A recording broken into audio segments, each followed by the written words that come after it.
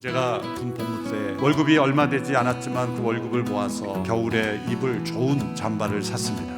그 옷이 너무나 좋은 옷이라는 것을 자랑하고 싶어서 아내는 아주 얇은 옷을 입고 이렇게 외출을 하게 되었습니다. 지하철을 탔는데 여유가 많은 곳이 있어서 그쪽을 향해서 갔습니다. 그런데 그곳에 가서 서는 순간 왜 사람들이 그곳에 없는지를 알게 되었어요. 한 노숙인이 추운 겨울에 런닝 셔츠 하나 입고 누워 있었어요. 그 나오는 냄새 때문에 사람들이 그곳에 서 있지 못했던 거죠.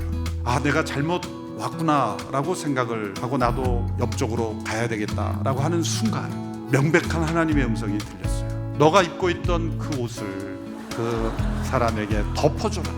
저는 이렇게 부인했습니다. 나는 하나님의 음성을 못 듣는 사람이잖아. 그리고 뒤로 돌았습니다. 부인하고 싶어서. 그랬더니 그 유리창에 그분이 더 잘 보이는 거예요.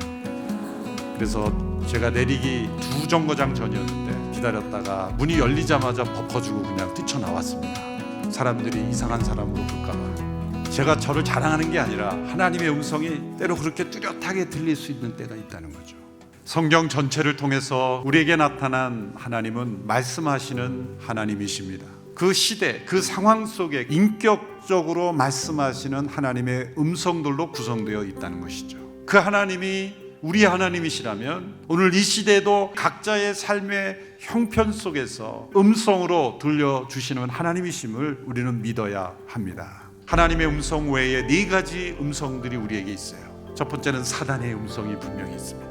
두 번째는 옛 사람의 음성이 있어요. 또 세 번째는 세상의 음성이 있어요. 그리고 네 번째는 자기 자신의 음성이 있어요. 여러분, 사단의 음성은 가장 분별하기 쉬워요. 명백하게 나타난 하나님의 뜻에 어긋나죠. 세상의 음성은 헌신과 수고를 포기하도록 만드는 것이 세상의 음성이죠. 자신의 옛 육신의 음성은 이기적이고 자신의 육체의 욕망을 따라 행하게 하는 것이 옛 육신의 음성이죠. 그런데 사실 가장 분별하기 어려운 것 중에 하나가 새 사람을 따라 살아가고 있으면서 자기 자신의 음성과 하나님의 음성을 잘 구별하지 못하는 거예요. 누군가를 돕는 것도 선한 일이죠.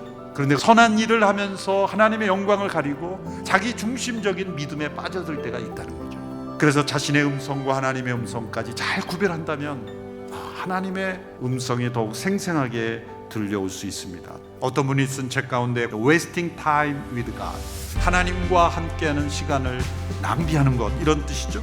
그러나 결론은 낭비가 아니라는 거죠. 우리는 기도하는 시간 아무것도 하지 않고 고요히 하나님과 나만이 가지는 고요한 시간을 낭비처럼 여깁니다. 끊임없이 무엇인가를 해야 생산적이라고 생각하지만 그것이 착각이다.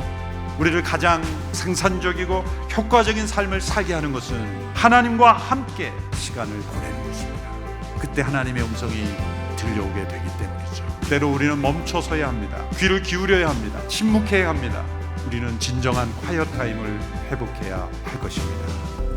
하나님과 나만이 가지는 조용하고 은밀한 시간을 통해서 말씀하시는 그 음성을 듣고 순종하며 살아가는 우리의 삶이 되어야 할 줄 믿습니다.